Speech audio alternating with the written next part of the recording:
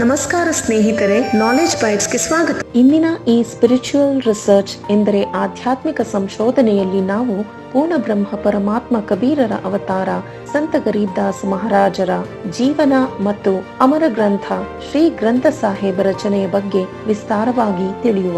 ಹಾಗಾದರೆ ಬನ್ನಿ ಆರಂಭಿಸುವ ಇಂದಿನ ಕಾರ್ಯಕ್ರಮ. ಕಾಲಜ್ಯೋತಿ ನಿರಂಜನನ 21 ಬ್ರಹ್ಮಾಂಡಗಳಲ್ಲಿ ಒಂದು ಪೃಥ್ವಿಯಾಗಿದೆ. ಅದರಲ್ಲಿ ನಾವೆಲ್ಲರೂ ಇದ್ದೇವೆ. ಕಾಲಜ್ಯೋತಿ ನಿರಂಜನ್ ಆತನನ್ನು ಸದಾಶಿವನೆಂತಲೂ ಕರೆಯುತ್ತಾರೆ. ಈತನು ಸಮಯ ಸಮಯಕ್ಕೆ ಸರಿಯಾಗಿ ತನ್ನ ಅವತಾರಿಯನ್ನು ಕಳುಹಿಸುತ್ತಾನೆ. ಅಂತಿಮ ಅವತಾರ ಬರಲು ಇನ್ನೂ ಬಾಕಿ ಉಳಿದಿದೆ. ಅದನ್ನು ಕಲಿಕಾ ಅಥವಾ ನಿಕಳಂಕ ಹೆಸರಿನಿಂದ ತಿಳಿಯಲಾಗುವುದು. ಪವಿತ್ರ ವೇದಗಳಲ್ಲಿ ಪ್ರಮಾಣವಿದೆ.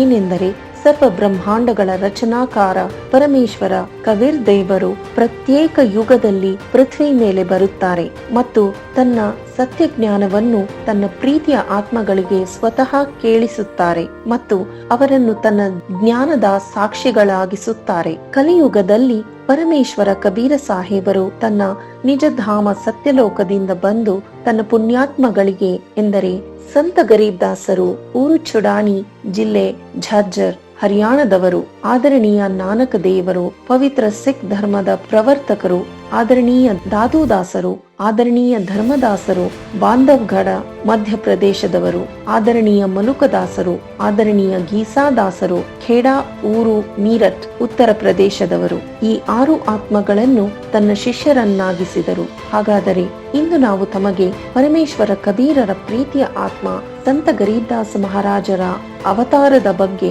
ವಿಸ್ತಾರವಾಗಿ ಮಾಹಿತಿ ನೀಡುವೆವು. ಆದರಣೀಯ ಗರೀಬ್ ದಾಸ್ ಸಾಹೇಬರ ಜನನ ಹರಿಯಾಣ ಜಿಲ್ಲೆಯ ಝಾಜರ್ ಊರಿನಲ್ಲಿ ಚುಡಾಣಿಯಲ್ಲಿ 1717ರಲ್ಲಿ ಜಾಟ್ ಜಾತಿಯ ಒಂದು ಪ್ರಸಿದ್ಧ ಶ್ರೀಮಂತ ಪರಿವಾರದಲ್ಲಿ ಪಿತಾ ಶ್ರೀ ಬಲರಾಮ ಹಾಗೂ ಮಾತೆ ಶ್ರೀಮತಿ ರಾಣಿದೇವಿಯವರಲ್ಲಾಯಿತು. ಊರು ಚುಡಾಣಿಯಲ್ಲಿ ಗರೀಬ್ ದಾಸ ಮಹಾರಾಜರ ಹೆಸರಿತ್ತು. ಇವರ ತಂದೆ ಶ್ರೀ ಬಲರಾಮರ ವಿವಾಹವು ಚುಡಾಣಿ ಊರಿನ ಶಿವಲಾಲ್ ಸಿಹಾಗ್ರವರ ಪುತ್ರಿ ರಾಣಿ ದೇವಿಯೊಡನೆ ಆಯಿತು. ಶ್ರೀ ಶಿವಲಾಲ್ರಿಗೆ ಯಾವ ಪುತ್ರನಿರಲಿಲ್ಲ. ಇದಕ್ಕಾಗಿ ಬಲರಾಮನನ್ನು ಮನೆ ಅಳಿಯರನ್ನಾಗಿಸಿದ್ದರು. ಬಲರಾಮ ಮತ್ತು ರಾಣಿ ದೇವಿಯ ವಿವಾಹದ 12 ವರ್ಷಗಳ ಬಳಿಕ ಗರೀಬ್ ದಾಸ್ ಮಹಾರಾಜರ ಜನ್ಮವಾಯಿತು. ಶ್ರೀ ಶಿವಲಾಲರು ಶ್ರೀ ಗರೀಬ್ ದಾಸರ ಅಜ್ಜನ ಬಳಿ 2500 ಬಿಗಹ ಜಮೀನಿತ್ತು. ಅದು ವರ್ತಮಾನದಲ್ಲಿ 1400 ಎಕರೆ ಜಮೀನಾಗುವುದು ಮತ್ತು ಇಡೀ ಜಮೀನಿನ ವಾರಸುದಾರ ಶ್ರೀ ಬಲರಾಮರಾಗಿದ್ದರು. ಅಂತೆಯೇ ಅವರ ಬಳಿಕ ಅವರ ಒಬ್ಬನೇ ಪುತ್ರ ಸಂತ ಗರೀಬ್ ದಾಸರು. ಗರೀಬ್ ದಾಸ ಸಾಹೇಬರು ಬಾಲ್ಯದಿಂದಲೇ ಬೇರೆ ಗೊಲ್ಲರೊಡನೆ ಹಸು ಮೇಯಿಸಲು ಹೋಗುತ್ತಿದ್ದರು. ಕಬಲಾನ ಊರಿನ ಗಡಿಯಿಂದ ಸಟೇನಾಲ ಹೊಲದಲ್ಲಿ 10 ವರ್ಷದ ಬಾಲಕ ಗರೀಬ್ ದಾಸರನ್ನು ಶಮಿ ವೃಕ್ಷ ಮರದ ಕೆಳಗೆ 10 ಗಂಟೆಗೆ ಅನ್ಯಗೊಲ್ಲರೊಡನೆ ಭೋಜನ ಮಾಡುತ್ತಿದ್ದರು. ಆಗಲೇ ಅಲ್ಲಿಂದ ತುಸು ದೂರದಲ್ಲಿ ಸತ್ಯಪುರುಷ ಕಬೀರ್ ಸಾಹೇಬರು ಜೀವಂತ ಮಹಾತ್ಮನ ರೂಪದಲ್ಲಿ ಅವತರಿತರಾದರು. ಸಂತ ಗರೀಬ್ ದಾಸ್ ಮಹಾರಾಜ ಸಾಹೇಬರಿಗೆ ಕಬೀರರ ದರ್ಶನ 10 ವರ್ಷ ವಯಸ್ಸಿನಲ್ಲಿ 1727ರಲ್ಲಿ ನಲಾ ಹೆಸರುಳ್ಳ ಹೊಲದಲ್ಲಿ ಆಗಿತ್ತು. ಪರಮೇಶ್ವರ ಕಬೀರ ಸಾಹೇಬರು ಸತ್ಯಲೋಕದಿಂದ ಬಂದರು ಮತ್ತು ಪೃಥ್ವಿ ಮೇಲೆ ಇಳಿದರು ಹಾಗೂ ಕಬಲಾನಾದ ಹಾದಿಯಲ್ಲಿ ಮತ್ತು ಚುಡಾಣಿಗೆ ಹೋಗತೊಡಗಿದರು. ಆಗ ಗೊಲ್ಲರ ಬಳಿ ಬಂದರು. ಆಗ ಗೊಲ್ಲರು ಹೇಳಿದರು, ಬಾಬಾರವರೇ ಬನ್ನಿ ಊಟ ಮಾಡಿ. ಪರಮೇಶ್ವರರು ಹೇಳಿದರು, ನಾನು ನನ್ನ ಊರಿನಲ್ಲಿಯೇ ಊಟ ಮಾಡಿ ಹೊರಟಿದ್ದೆ. ಗೊಲ್ಲರು ಹೇಳಿದರು, ಮಹಾರಾಜರೇ, ಊಟ ಮಾಡದಿದ್ದರೆ ಹಾಲನ್ನಾದರೂ ಅವಶ್ಯವಾಗಿ ನೀವು ಕುಡಿಯಲೇಬೇಕು. ನಾವು ಅತಿಥಿಗಳಿಗೆ ಸ್ವಲ್ಪವೇನಾದರೂ ತಿನ್ನದೆ ಕುಡಿಯದೆ ಹೋಗ ಕೊಡುವುದಿಲ್ಲ. ಪರಮೇಶ್ವರರು ಹೇಳಿದರು, ನನಗೆ ಹಾಲು ನೀಡಿ ಹಾಗೂ ಕೇಳಿ, ನಾನು ಕಡಸು ಹಸುವಿನ ಹಾಲನ್ನೇ ಕುಡಿಯುತ್ತೇನೆ. ಪರಮೇಶ್ವರರು ಹೀಗೆ ಹೇಳುತ್ತಲೇ ಹೆಚ್ಚು ವಯಸ್ಸಿನ ಕೆಲವು ಗೊಲ್ಲರು ಹೇಳಿದರು, ನೀವು ತಮಾಷೆ ಮಾಡುತ್ತಿದ್ದೀರಿ. ನಿಮಗೆ ಹಾಲು ಕುಡಿಯುವ ನಿರ್ದಿಷ್ಟತೆ ಇಲ್ಲ. ಚೆನ್ನಾಗಿದೆ, ಕಡಸು ಹಸು ಹಾಲು ಕೊಡುತ್ತದೆಯೇನು? ಪರಮೇಶ್ವರರು ಹೇಳಿದರು, ನಾನು ಕಡಸು ಹಸುವಿನ ಹಾಲನ್ನೇ ಕುಡಿಯುತ್ತೇನೆ. ಪರಮೇಶ್ವರರು ತನ್ನ ಮಾತನ್ನು ಮತ್ತೆ ನುಡಿದುದಕ್ಕಾಗಿ ಬಾಲಕ ಗರೀಬ್ ದಾಸರು ಒಂದು ಕರುವನ್ನು, ಅದು 1.5 ವರ್ಷದ್ದಾಗಿತ್ತು, ಜೀವಂತ ಬಾಬಾರ ಬಳಿ ತಂದು ನಿಲ್ಲಿಸಲಾಯಿತು. ಪರಮಾತ್ಮನು ಕರುವಿನ ಸೊಂಟದ ಮೇಲೆ ಆಶೀರ್ವಾದ ಪೂರಿತ ಹಸ್ತವಿಟ್ಟರು. ಪರಮಾತ್ಮ ಕೈ ಇಡುತ್ತಿದ್ದಂತೆಯೇ ಕರುವಿನ ಕೆಚ್ಚಲು ದೊಡ್ಡದಾಯಿತು. ಕೆಚ್ಚಲಿನಿಂದ ತನ್ನಿಂತಾನೇ ಹಾಲು ಸುರಿಯಿತು. ಮಣ್ಣಿನ ಪಾತ್ರೆ ತುಂಬುತ್ತಿದ್ದಂತೆಯೇ ಹಾಲು ನಿಂತು ಹೋಯಿತು. ಮೊದಲು ಜೀವಂತ ಬಾಬಾರವರು ಹಾಲು ಕುಡಿದರು ಮತ್ತು ಉಳಿದ ಹಾಲನ್ನು ಬೇರೆ ಗೊಲ್ಲರಿಗೆ ಕುಡಿಯಲು ಹೇಳಿದರು. ಆಗ ಹಿರಿಯ ಗೊಲ್ಲರು ಹೇಳಿದರು, ಜೀವಂತ ಬಾಬಾರವರೇ, ಕಡಸು ಹಸುವಿನ ಹಾಲು ಪಾಪದ ಹಾಲಾಗಿದೆ. ಈ ಪಾಪದ ಹಾಲನ್ನು ನಾವು ಕುಡಿಯಲಾರೆವು. ಸಂತ ಗರೀಬ್ದಾಸರು ಪುಣ್ಯಾತ್ಮ ಆಗಿದ್ದರು. ಇದಕ್ಕಾಗಿ ಅವರು ಹೇಳಿದರು, ಬಾಬಾ, ತಮ್ಮ ಎಂಜಲು ಹಾಲು ಅಮೃತವಾಗಿದೆ, ನನಗೆ ಕೊಡಿ. ಬಾಲಕ ಸಂತ ಗರೀಬ್ದಾಸರು ಉಳಿದ ಎಲ್ಲಾ ಹಾಲನ್ನು ಕುಡಿದರು. ತದನಂತರ ಪರಮೇಶ್ವರ ಜೀವಂತ ಸಾಧು ವೇಷಧಾರಿ ಕಬೀರರು ಸಂತ ಗರೀಬ್ದಾಸರಿಗೆ ಜ್ಞಾನೋಪದೇಶ ನೀಡಿದರು. ಅಂತೆಯೇ ಪರಮ ಉಪದೇಶ ನೀಡಿ ತತ್ವಜ್ಞಾನ ತಿಳಿಸಿದರು. ಸಂತ ಗರೀಬ್ದಾಸರು ಕಬೀರ ಪರಮಾತ್ಮನಲ್ಲಿ ಆಗ್ರಹಿಸಿದರೇನೆಂದರೆ, ನನಗೆ ತಮ್ಮ ಊರು ತೋರಿಸಿ ಬಾಬಾರವರೇ. ಸಂತ ಗರೀಬ್ದಾಸರು ಹೆಚ್ಚು ಆಗ್ರಹಿಸಿದ್ದಕ್ಕಾಗಿ ಪರಮೇಶ್ವರ ಕಬೀರರು ಬಾಲಕ ಗರೀಬ್ದಾಸರಿಗೆ ಸತ್ಯಲೋಕ ತೋರಿಸಿದರು. ದಾರಿಯಲ್ಲಿ ಬ್ರಹ್ಮಾಂಡದಲ್ಲಿ ಆಗಿರುವ ಸರ್ವ ಲೋಕಗಳನ್ನು ತೋರಿಸಿದರು. ಶ್ರೀ ಬ್ರಹ್ಮ, ಶ್ರೀ ವಿಷ್ಣು ಹಾಗೂ ಶ್ರೀ ಶಿವರೊಡನೆ ಭೇಟಿಯಾಗಿಸಿದರು. ತದನಂತರ ಬ್ರಹ್ಮಲೋಕ ಹಾಗೂ ಶ್ರೀ ದೇವಿ ದುರ್ಗೆಯ ಲೋಕ ತೋರಿಸಿದರು. ಮತ್ತೆ 10ನೇ ದ್ವಾರ ಬ್ರಹ್ಮರಂಧ್ರವನ್ನು ದಾಟಿ ಕಾಲಬ್ರಹ್ಮನ 21 ಬ್ರಹ್ಮಾಂಡಗಳ ಅಂತಿಮ ತುದಿಯಲ್ಲಿ ಆಗಿರುವ 11ನೇ ದ್ವಾರವನ್ನು ದಾಟಲಾಯಿತು. ಅಂತೆಯೇ ಪುನಃ ಅಕ್ಷರ ಪುರುಷನ 7 ಲಕ್ಷ ಕೋಟಿ ಬ್ರಹ್ಮಾಂಡವುಳ್ಳ ಲೋಕದಲ್ಲಿ ಪ್ರವೇಶಿಸಿದರು. ಸಂತ ಗರೀಬ್ದಾಸರಿಗೆ ಸರ್ವ ಬ್ರಹ್ಮಾಂಡಗಳನ್ನು ತೋರಿಸಲಾಯಿತು. ಅಂತೆಯೇ ಅಕ್ಷರ ಪುರುಷನೊಡನೆ ಮಿಲಾಯಿಸಿದರು. ಮೊದಲು ಆತನ 2 ಕೈಗಳಿದ್ದವು.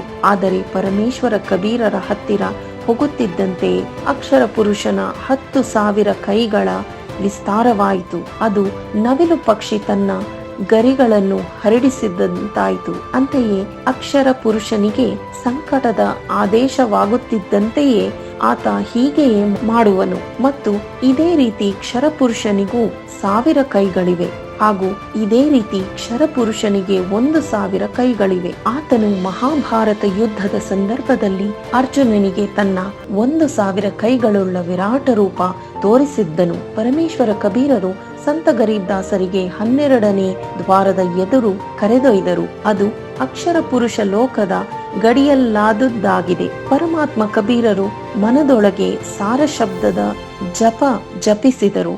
ಅದರಿಂದ 12ನೇ ದ್ವಾರ ತೆರೆಯಿತು. ಪರಮೇಶ್ವರ ಜೀವಂತ ರೂಪದಲ್ಲಿ ಹಾಗೂ ಸಂತ ಗರೀಬರ ಆತ್ಮ ಭವರ್ ಗುಫದೊಳಗೆ ಪ್ರವೇಶಿಸಿದರು. ಭವರ್ ಗುಹೆ ಮುಗಿಯುತ್ತಿದ್ದಂತೆ ಅವರು ಸತ್ಯಲೋಕ ಪ್ರವೇಶಿಸಿ ಆ ಶ್ವೇತ ಗುಂಬಜ ಎದುರು ನಿಂತರು. ಅದರ ಮಧ್ಯದಲ್ಲಿ ಸಿಂಹಾಸನದ ಮೇಲೆ ತೇಜಸ್ಸಿನಿಂದ ಶ್ವೇತ ನರ ರೂಪದಲ್ಲಿ ಪರಮ ಅಕ್ಷರ ಬ್ರಹ್ಮ ಕಬೀರ ಸಾಹೇಬರು ವಿರಾಜಮಾನರಾಗಿದ್ದರು. ತದನಂತರ ಜೀವಂತ ಬಾಬಾ ತನ್ನೊಡನೆ ಬಾಲಕ ಗರೀಬ್ದಾಸರನ್ನು ಕರೆದುಕೊಂಡು ಆ ಸಿಂಹಾಸನದ ಹತ್ತಿರ ಹೋದರು. ಅಂತೆಯೇ ಅಲ್ಲಿದ್ದ ಚಾಮರ ಎತ್ತಿಕೊಂಡು ಗದ್ದುಗೆ ಮೇಲೆ ಕುಳಿತ ಪರಮಾತ್ಮನ ಮೇಲೆ ಬೀಸತೊಡಗಿದರು.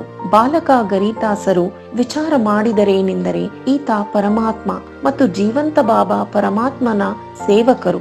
ಅದೇ ಸಮಯ ತೇಜಸ್ಸು ಶರೀರವುಳ್ಳ ಪ್ರಭು ಸಿಂಹಾಸನ ತ್ಯಜಿಸಿ ನಿಂತು ಬಿಟ್ಟರು ಮತ್ತು ಜೀವಂತ ಬಾಬಾ ಕೈಯಿಂದ ಚಾಮರ ಪಡೆದು ಮತ್ತು ಜೀವಂತ ಬಾಬಾ ರವರನ್ನು ಸಿಂಹಾಸನದ ಮೇಲೆ ಕೂರಲು ಸಂಕೇತ ಮಾಡಿದರು.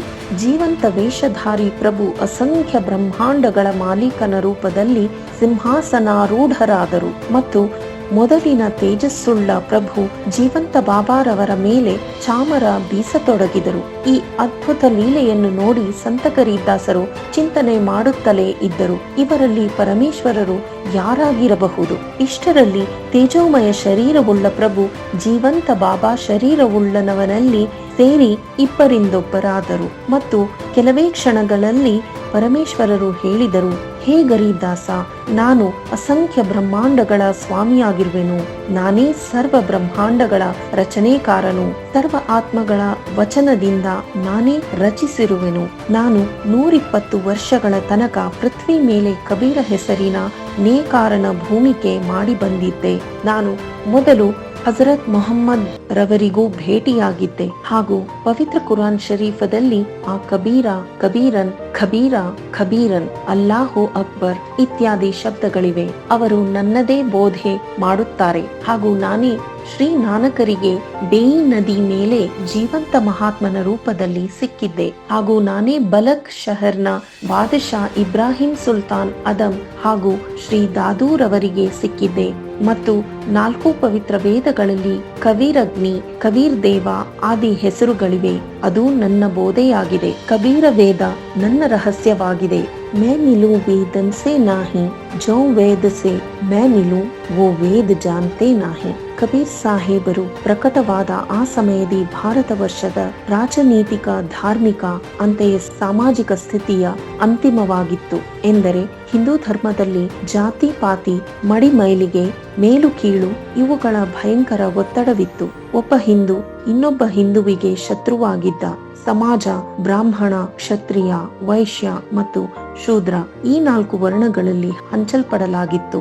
ಬ್ರಾಹ್ಮಣ ವರ್ಣವು ಕರ್ಮಕಾಂಡವಾಗಿ ತನ್ನದಷ್ಟೇ ಸಾಧಿಸುವಲ್ಲಿ ವ್ಯಸ್ತವಾಗಿತ್ತು. ಕಬೀರ್ ಸಾಹೇಬರ ಸಮಯದಲ್ಲಿ ಮುಸ್ಲಿಂ ಶಾಸಕರು ಕುಶಾಸನ ಮತ್ತು ಪೌರೋಹಿತ್ಯವಾದದ ಅಮಾನವೀಯ ಅತ್ಯಾಚಾರಗಳಿಂದ ಜನತೆ ಸೋತು ಚಿಂತಿತವಾಗಿತ್ತು. ಮಂದಿರ, ಮಸೀದಿ, ಉಪವಾಸ, ನಮಾಜು, ಪೂರ್ವ ಪಶ್ಚಿಮ, ಹಬ್ಬ, ಈಶ್ವರ, ಅಲ್ಲಾಹುಗಳನ್ನು ಜನರು ಹಂಚಿಬಿಟ್ಟಿದ್ದರು. ಪಂಡಿತರು, ಮುಲ್ಲಾಹಗಳ ಈ ವಿವಿಧ ಕಾರ್ಯತಂತ್ರಗಳ ಕಬೀರ್ ಸಾಹೇಬರು ಸಾರ್ವಜನಿಕವಾಗಿ ವಿರೋಧಿಸಿದ್ದರು. ಕಬೀರ್ ಸಾಹೇಬರು ಸಾಂಪ್ರದಾಯಿಕತೆ, ರೂಢಿವಾದಿ ಧಾರ್ಮಿಕ ಆಸ್ಥೆಗಳ ಜಾತಿ ವ್ಯವಸ್ಥೆಯ ಮೇಲೆ ದಾಳಿ ಮಾಡಿ ಎಲ್ಲರೂ ಒಬ್ಬನೇ ಪರಮಾತ್ಮನ ಸಂತಾನವೆಂದು ತಿಳಿಸುವುದಕ್ಕಾಗಿ ಆ ಯುಗದ ಮಾಲೀಕನನ್ನು ವಿವಶಗೊಳಿಸಿದ್ದರು. ಅವರ ಹೇಳಿಕೆಯಾಗಿತ್ತೇನೆಂದರೆ, ಯಾರು ಗರ್ಭದಿಂದಲೇ ವೇದ ಓದಿ ಬರುವುದಿಲ್ಲ ಅಥವಾ ಸುನ್ನತ್ ಎಂದರೆ ಜನನಾಂಗದ ಸುನ್ನತಿ ಮಾಡಿಕೊಂಡು ಬರುವುದಿಲ್ಲ. ಸ್ತ್ರೀ ತನ್ನ ಗರ್ಭವನ್ನು ಪ್ರಸವದ ಕಾಲದಲ್ಲಿ ಒಂದೇ ಸಮಾನತೆಯಲ್ಲಿ ಜನ್ಮ ನೀಡುತ್ತಾಳೆ. ಎಲ್ಲಾ ಮಾನವ ಶರೀರವು ಒಂದೇ ತರಹದ ರಕ್ತದಿಂದ ಉಂಟಾಗಿದೆ. ಮತ್ತಾವ ಜ್ಞಾನದಿಂದ ಜನರು ಬೇರೆ ಬೇರೆಯಾಗಿದ್ದಾರೆ. ಕಬೀರ್ ಸಾಹೇಬರು ಹೇಳುತ್ತಾರೆ, ಒಂದು ವೇಳೆ ನೀವು ಜನ್ಮದಿಂದಲೇ ಬ್ರಾಹ್ಮಣರಾಗಿದ್ದರೆ ಮತ್ತು ಬ್ರಾಹ್ಮಣಿಯು ನಿಮಗೆ ಜನ್ಮ ನೀಡಿದ್ದರೆ ಅನ್ಯ ಮಾರ್ಗದಿಂದ ಎಂದರೆ ಬಾಯಿ, ಮೂಗು, ಕಿವಿಗಳಿಂದ ಏಕೆ ಹುಟ್ಟಿ ಬರಲಿಲ್ಲ? ಹೇ ಮುಸಲ್ಮಾನರೇ, ಒಂದೊಮ್ಮೆ ನೀವು ತಮ್ಮನ್ನು ಹುಟ್ಟಿದಾಗಿನಿಂದ ಮುಸಲ್ಮಾನರೆಂದುಕೊಂಡಿದ್ದರೆ ಮತ್ತು ಮುಸಲ್ಮಾನರೆಂದು ಒಪ್ಪಿದರೆ ಮತ್ತು ಮುಸಲ್ಮಾನಿಗಳು ನಿಮಗೆ ಜನ್ಮ ನೀಡಿದ್ದಾರೆ, ಆದರೆ ತಾಯಿಯ ಗರ್ಭದಿಂದಲೇ ಸುನ್ನತಿ ಮಾಡಿಕೊಂಡು ಏಕೆ ಬರಲಿಲ್ಲ? ಕಬೀರ್ ಸಾಹೇಬರು ಹೇಳುತ್ತಾರೆ, ಹೇ ಸಹೋದರ, ಈ ಇಬ್ಬರು ಜಗದೀಶ್ವರರು ಎಲ್ಲಿಂದ ಬಂದರು ಹೇಳು? ಯಾರು ನಿಮ್ಮನ್ನು ಹುಚ್ಚರಾಗಿಸಿದರು? ಕಬೀರ್ ಸಾಹೇಬರು ದಿಲ್ಲಿಯ ಸುಲ್ತಾನ ಸಿಕಂದರ್ ಲೋಧಿಯ ಸಮಕಾಲೀನರಾಗಿದ್ದರು. ಅವರು ಸಂಪ್ರದಾಯ ಮತ್ತು ರೂಢಿಗಳ ಪರಿಗಣಿಸದೆ ಸತ್ಯಾಸತ್ಯ ಮಾತುಗಳನ್ನೇ ಹೇಳುತ್ತಿದ್ದರು. ಒಂದು ಸಮಯದಿ ಕಬೀರ್ ಸಾಹೇಬರ ಉಪದೇಶವನ್ನು ಕೇಳಿ ಈ ಪ್ರಶ್ನೆಗೆ ಉತ್ತರವಾಗಿ 12 ವರ್ಷದ ತತ್ವದರ್ಶಿ ಸಂತ ಗರೀಬ್ ದಾಸರು ಉತ್ತರ ನೀಡಿದರೇನೆಂದರೆ, ನನಗೆ ಜೀವಂತ ಬಾಬಾ ಸಿಕ್ಕಿದ್ದರು ಮತ್ತು ಸತ್ಯಲೋಕಕ್ಕೆ ಕರೆದೊಯ್ದರು. ಅಲ್ಲಿ ಸ್ವತಃ ಕಬೀರ್ ಸಾಹೇಬ ಪೂರ್ಣ ಪರಮಾತ್ಮರಾಗಿದ್ದರು. ಹೀಗೆ ಹೇಳಿ ಸಂತ ಗರೀಬ್ ದಾಸರು ಅಲ್ಲಿಂದ ಹೊರಟು ಹೋದರು. ಗೋಪಾಲದಾಸರು ಅವರ ಹಿಂದೆಯೇ ನಡೆದರು ಮತ್ತು ಗರೀಬ್ ದಾಸರೊಡನೆ ನಮ್ರತೆಯಿಂದ ನಿವೇದನೆ ಮಾಡಿದರು, ಈ ಜ್ಞಾನ ಲಿಪಿಬದ್ಧಗೊಳಿಸು. ಆಗ ಸಂತ ಗರೀಬ್ ದಾಸರು ಹೇಳಿದರು, ಒಂದು ವೇಳೆ ತಾವು ಪೂರ್ಣ ಬರೆಯುವುದಾದರೆ ನಾನು ಬರೆಯಿಸುತ್ತೇನೆ. ಆಗ ಗೋಪಾಲದಾಸರು ಸಮ್ಮತಿ ನೀಡಿದರು, ನಾನು ಪೂರ್ಣ ಬರೆಯುವೆ. ತದನಂತರ ಪರಮಾತ್ಮನಿಂದ ಪ್ರಾಪ್ತ ಜ್ಞಾನವನ್ನು ಗರೀಬ್ ದಾಸರು ಬೋರೆ ಹಣ್ಣಿನ ತೋಟದಲ್ಲಿ ಒಂದು ಶಮಿ ವೃಕ್ಷದ ಬನ್ನಿ ಮರದ ಕೆಳಗೆ ಕುಳಿತು 6 ತಿಂಗಳ ತನಕ ಗೋಪಾಲದಾಸರು ಸಂತ ಗರೀಬ್ ದಾಸರ ಮುಖೇನ ಹೇಳಲ್ಪಟ್ಟ ವಾಣಿಗಳನ್ನು ಪೂರ್ಣ ಬರೆದರು ಮತ್ತು ಇದರಿಂದ ಶ್ರೀ ಗ್ರಂಥ ಸಾಹೇಬ ಅಮರಬೋಧ ಅಮರ ಗ್ರಂಥದ ರಚನೆಯಾಯಿತು. ಈ ಗ್ರಂಥದಲ್ಲಿ ಕಬೀರ ಸಾಗರದ ಜೊತೆ 1,000 ಶಬ್ದ ಸಹಿತ 14,000 ಶಬ್ದ ಬರೆದಿದ್ದಾರೆ. ಬಂದಿ ಛೋಡ್ ಸಂತ ಗರೀಬ್ ದಾಸ್ ಮಹಾರಾಜರು ತನ್ನ ಅಮೃತವಾಣಿಯಲ್ಲಿ ಹೇಳಿದ್ದಾರೆ, ಸರ್ವಕಲಾ ಸದ್ಗುರು ಸಾಹೇಬ್ ಕಿ ಹರಿಯಾಯೇ ಹರಿಯಾಣೇನು. ಇದರ ಭಾವಾರ್ಥವೇನೆಂದರೆ, ಪೂರ್ಣ ಪರಮಾತ್ಮ ಯಾವ ಕ್ಷೇತ್ರದಲ್ಲಿ ಬರುವರು ಅದರ ಹೆಸರು ಹರಿಯಾಣವಾಗಿದೆ. ಪರಮಾತ್ಮ ಬರುವುದರಿಂದ ಪವಿತ್ರ ಸ್ಥಳ, ಅದರ ಕಾರಣ ಆಸುಪಾಸಿನ ಕ್ಷೇತ್ರಗಳನ್ನು ಹರಿಯಾಣ ಎನ್ನತೊಡಗಿದರು. ಸರಿಸುಮಾರು 236 ವರ್ಷಗಳ ಮೊದಲೇ ಹೇಳಲ್ಪಟ್ಟ ವಾಣಿ 1966ರಲ್ಲಿ ಸಿದ್ಧವಾಯಿತು. 1966ರಲ್ಲಿ ಪಂಜಾಬ್ ಪ್ರಾಂತ್ಯದ ವಿಭಜನೆಯಾದ ಬಳಿಕ ಈ ಕ್ಷೇತ್ರದ ಹೆಸರು ಹರಿಯಾಣವಾಯಿತು. ಅದು ಇಂದು ಪ್ರತ್ಯಕ್ಷ ಪ್ರಮಾಣವಾಗಿದೆ ಮತ್ತು ಇದೇ ಸ್ಥಾನದಲ್ಲಿ ಮೊದಲು ತತ್ವದರ್ಶಿ ಸಂತ ಗರೀಬ್ದಾಸ ಮಹಾರಾಜರು ಮತ್ತು ಇಂದು ವರ್ತಮಾನದಲ್ಲಿ ಪೂರ್ಣ ಪರಮಾತ್ಮ ಸ್ವತಃ ತತ್ವದರ್ಶಿ ಸಂತ ಜಗದ್ಗುರು ಸಂತ ರಾಮ್ಪಾಲ್ ಮಹಾರಾಜರ ರೂಪದಲ್ಲಿ ವಿದ್ಯಮಾನರಾಗಿದ್ದಾರೆ. ಪರಮೇಶ್ವರ ಕಬೀರರು 600 ವರ್ಷಗಳ ಮೊದಲೇ ತನ್ನ ಪ್ರೀತಿಯ ಆತ್ಮ ಧರ್ಮದಾಸರಿಗೆ ಹೇಳಿದ್ದೇನೆಂದರೆ, ಕಬೀರ ಸಾಗರ ಮತ್ತು ಕಬೀರ ಬೀಜಕದಲ್ಲಿ ಕಾಲನು ತನ್ನ ದೂತರ ಮೂಲಕ ಮಿಶ್ರಿತಗೊಳಿಸುವನು. ಇದಕ್ಕಾಗಿ ಹೇ ಧರ್ಮದಾಸ, ಯಾವಾಗ 12ನೇ ಪಂಥ ಗರೀಬ್ದಾಸರ ಪಂಥ ಬರುವುದು, ಆಗ ನಾನು ನನ್ನ ವಾಣಿ ಪುನಃ ಪ್ರಕಟಿಸುವೆನು. ಈಗ ಅದೇ 12ನೇ ಪಂಥದಲ್ಲಿ ಮುನ್ನಡೆದು ನಾನು ಸ್ವತಃ ಬರುವೆನು. ಯಾವಾಗ ಕಲಿಯುಗ 5505 ವರ್ಷ ಕಳೆದು ಹೋಗುವುದೋ, ಆಗ ಅಗಲಿದ ಪೀಳಿಗೆಯವರ ಹಂಸಗಳನ್ನು ತನ್ನ ನಿಜಧಾಮ ಸತ್ಯಲೋಕಕ್ಕೆ ಕರೆದೊಯ್ಯುವೆನು. 12ವೇं पंथ होवे उजियारा, 13वें पंथ मिटे सकल अंधियारा. संवत 1774 होई, ता दिन प्रेम प्रकटे सोई. 12वें पंथ प्रकट होवे मम वाणी, शब्द हमारे की निर्णय ठानी. ये 12 पंथ हमी को ध्यावे, अस्थिर घर का मर्म न पावे. 12वें पंथ में हम ही चल आवे, सब पंथ मिटाकर एक ही पंथ चलावे. चौथा युग जब कलयुग आई, तब हम अपना अंश पटाई. काल फंद छूटे नरलोई, सकल सृष्टि परवानिक होई. घर घर देखो बोध विचारा, सत्य नाम सब ठोर उछारा. 5505 तब यह वचन होएगा साचा. कलयुग बीत आए जब एका, सब जीव परम पुरुष पद ಚೇತ.